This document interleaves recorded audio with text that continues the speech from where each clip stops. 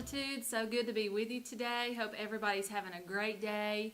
I just wanted to share a short word with you from the book of Esther. And if you have not had a chance to read that book, I encourage you to do so. I think it's one of the most interesting books in the Bible. It's only 10 chapters, so it won't take you too long. In short, what we learn in Esther is that her parents, at a young age, her parents died. So she went to live with her uncle. And upon becoming a young lady, she eventually married the king of Persia, became the queen. After she became queen, she learned that her people, the Jews, were going to be killed. And Esther knew that the Jews' existence was very important. They were God's people, and through the Jews, the whole world was going to be blessed. So she knew when she heard this edict to destroy her people, she knew she had to step up and do something about it.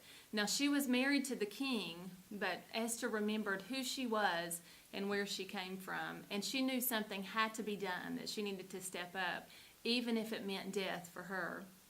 In those days, no one could approach the king unless they were invited or had an invitation from the king, unless he summoned them. If they went before the king without that invitation, they could possibly be killed.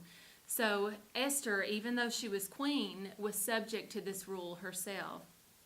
So that meant if she went before the king to try to save her people, she would be in great danger too. Once she got into the king, even if she were able to speak to him, she would have to reveal her reasons for wanting to save her people, which would disclose the secret that she was a Jew herself. Esther knew that this could mean death for her, but she did not back away. She went forward with lots of prayer and with boldness that God gave her. And in the end, she ended up saving her people.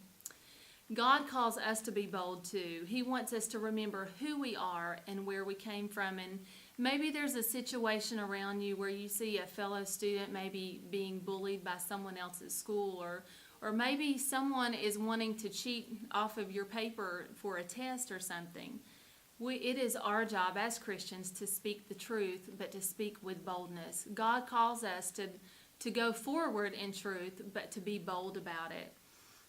Whatever we do, even if the outcome is unsure, Esther didn't know what the outcome would be for her people or even for herself, but she went forward in boldness, and that's what God has called us to do.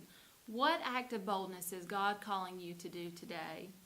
Ask God to empower you to speak boldly in whatever He calls you to do. Your youth staff believes in you. We believe God has a calling for each one of you, and we know you're going to be successful in that calling.